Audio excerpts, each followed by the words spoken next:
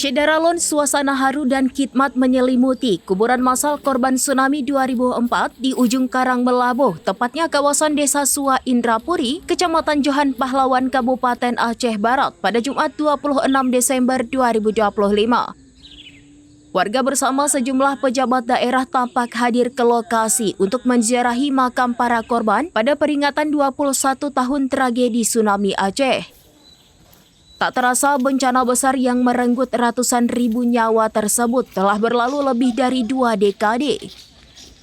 Gelombang laut dahsyat yang terjadi pada 26 Desember 2004 silam tak hanya meluluh lantakan bangunan, tetapi juga meninggalkan duka mendalam bagi masyarakat Aceh, khususnya warga Melabuh yang menjadi salah satu wilayah terdampak yang paling parah. Sejak Jumat pagi, warga mulai berdatangan ke makam massal tersebut. Banyak di antara mereka yang memiliki keluarga dan kerabat yang menjadi korban dalam musibah tsunami. Dengan membawa perasaan pilu, para penziarah memanjatkan doa dan mengenang orang-orang tercinta yang telah lebih dahulu berpulang. Sebagian umat muslim terlihat membacakan surah Yasin dan doa sebagai bentuk penghormatan guna mengirimkan pahala bagi para korban. Ada yang duduk bersila di sudut-sudut makam, ada pula yang larut dalam keheningan, termenung mengenang kenangan semasa hidup bersama keluarga yang telah tiada.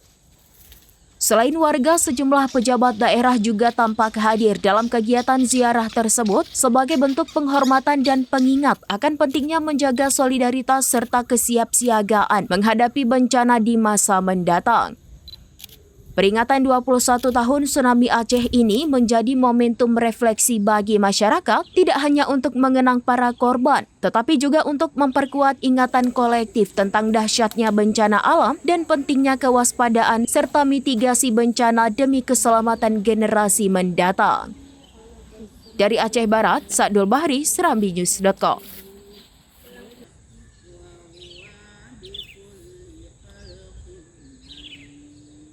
Download Tribun X sekarang, menghadirkan lokal menjadi Indonesia.